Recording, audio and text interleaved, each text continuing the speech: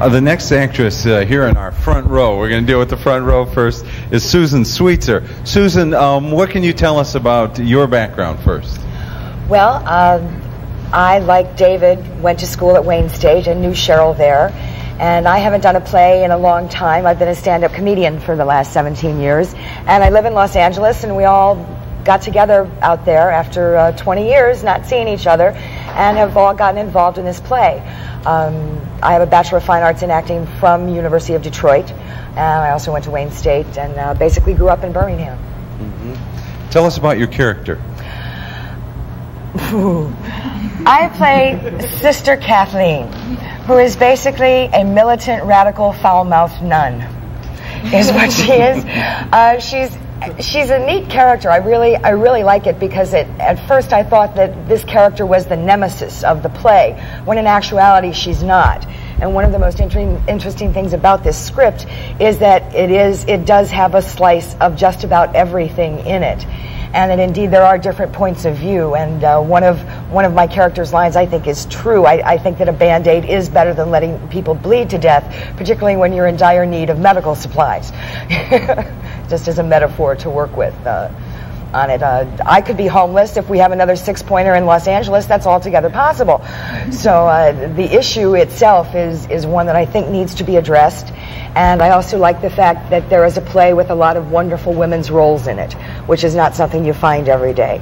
And if I had to come to Flint, Michigan to be in a world premiere, that's fine too.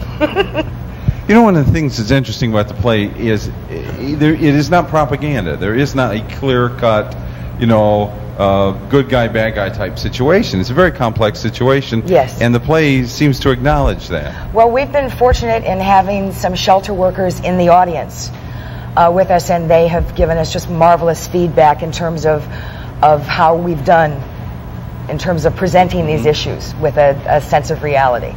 So it's, do you think of anything that was said, any particular thought that stuck with you? Well, one of the women told Joe back here, who you'll get to in a moment because he's in the second row, that he was in a unique position because he was now able to help other people. In terms of being one of the only men in the cast, he was in a unique position by being able to help other men not have women not do things that would make their women go to shelters, basically. So do the missionary I thought that was unique, and just the fact that they said that they recognized it all. Yeah. Next actress is Kathy Johnson. Kathy, can you tell us a little bit about what brought you to this production?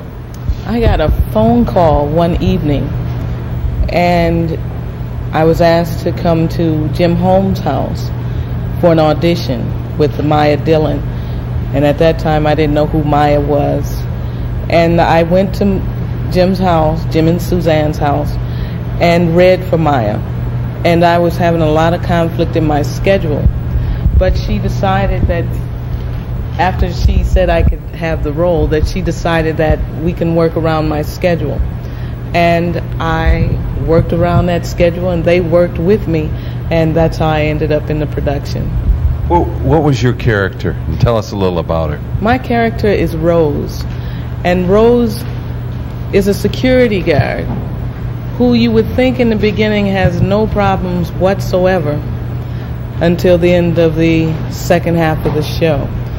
And then she releases all of her held-in emotions to let everyone know that she too has problems.